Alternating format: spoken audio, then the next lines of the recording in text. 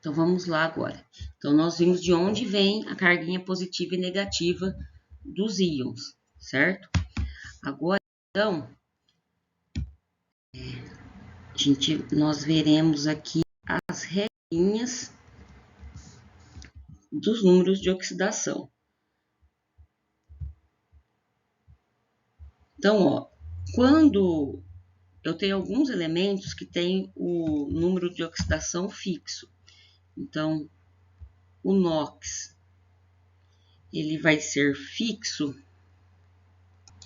Então, vamos lá. Então, quem tem o número de oxidação fixo? Então, eu tenho o grupo 1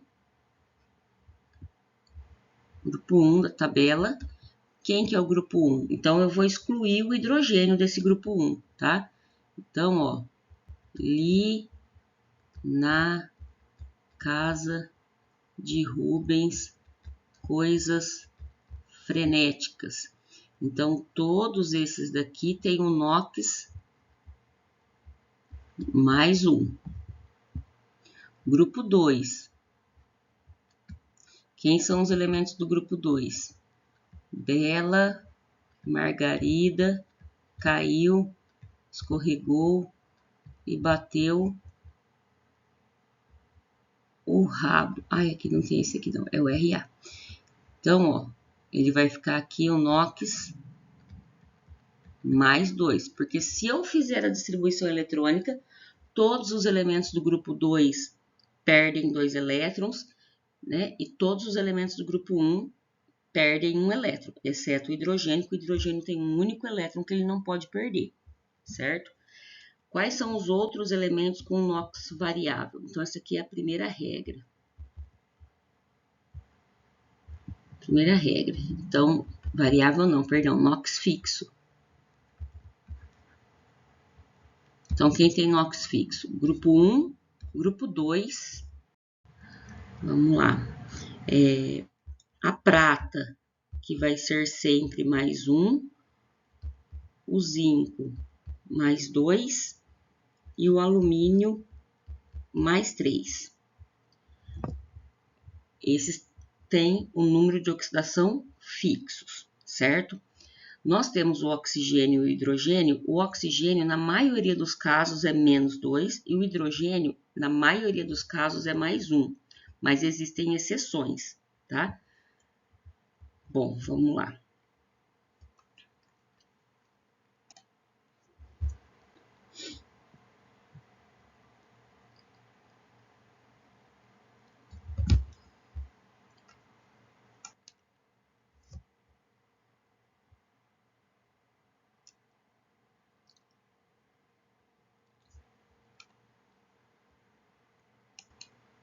A terceira regra agora.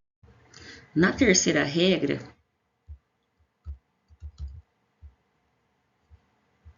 nós teremos compostos iônicos ou moleculares.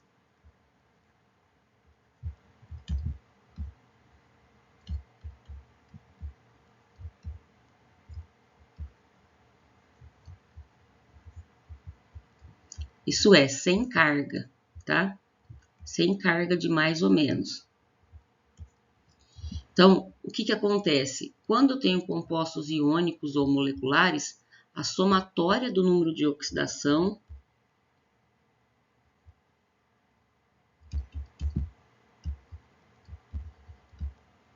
tem que ser igual a 0. Então, por exemplo, NaCl tem um composto iônico, ele não tem carga aqui em cima. Então, a somatória do número de oxidação vai ser igual a 0. Como que eu calculo isso daqui? Bom, se eu tenho 2 elementos químicos, é sinal de que pelo menos um eu tenho naquela tabela, naquela primeira tabela. Então, ó, nesse caso aqui, eu tenho os dois, porque eu tenho um elemento do grupo 1 e um halogênio, que é o grupo 17. Então, o grupo 1, o NOx é mais 1. Grupo 17, o NOx é menos 1. Então, mais 1 com menos 1, a somatória do número de oxidação foi igual a 0. Então, qual é o número de oxidação do sódio? Mais 1. Qual que é o número de oxidação do cloro? Menos 1. Tá? E aí eu vou usar essa somatória dando 0 para descobrir. Então, vamos ver um outro exemplo. Ó. Vamos ver aqui. Deixa eu ver.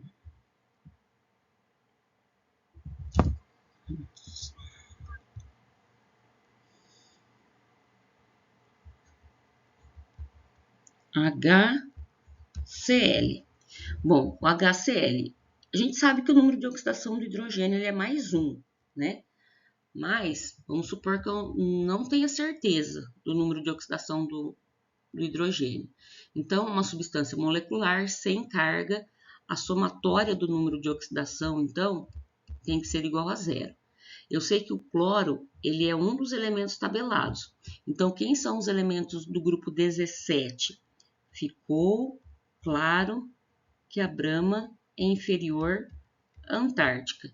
Então, ó, todos esses elementos aqui têm um número de oxidação igual a menos 1. Então, o cloro é um deles, né? Ó, menos 1.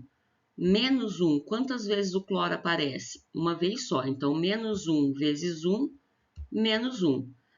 Para dar zero, essa somatória, aqui tem que ser mais 1. Então, ó, hidrogênio, quantos hidrogênios eu tenho na fórmula? 1. Então, 1 dividido por 1 dá mais 1.